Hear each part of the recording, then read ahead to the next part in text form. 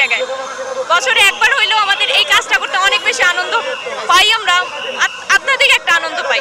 সবার মুখে যে সময় হাসি ফুটাইতে পারি অ্যাটলিস্ট একবেলা খাবার দিয়েই, এইটাই আমাদের জন্য অনেক বড় পাওয়া। এই রাস্তায় আসলে তো রাস্তার মানুষগুলো পাবো, সবাইরে যাই তো বাসায় বাসায় আমরা দিতে পারবো না, আর বাসার মানুষের দরকারও না।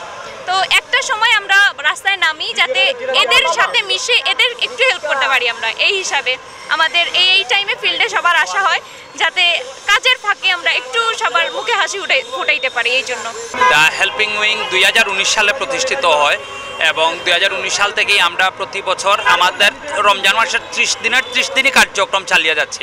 ইভেন কোভিড যখন ছিল, কোভিডকালীন সময়েও আমরা হয়তো বা এইভাবে মানুষকে একত্রিত করে পারিনি, কিন্তু আমরা গিয়ে বাসা বাড়িতে গিয়ে রাস্তায় যাদেরকে পেয়েছি দিয়েছি। করোনাকালীন সময়ে অক্সিজেন সিলিন্ডার আমরা সরবরাহ করেছি। সিলেটে যে বন্যা হয়েছিল সেই বন্যার সময় আমরা ব্যাপক আকারে কাজ করেছি। এছাড়া এবারের রমজান মাসে প্রথম দিন থেকে আজকে আমাদের সিলেটে সবথেকে বড় বিতরণ ছিল। আজকে আমরা নয়া সড়কে 800 প্যাকেট বিতরণ করেছি।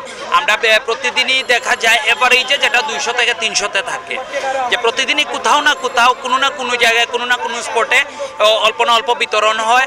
আমরা বিভিন্ন মাদ্রাসায় দেই, এতিমখানায় দেই এবং এছাড়াও আমরা বিভিন্ন পয়েন্টে গিয়ে দিই। এছাড়াও সিলেটের বিভিন্ন উপজেলাগুলোতেও আমরা বিতরণ কার্যক্রম পরিচালনা করি।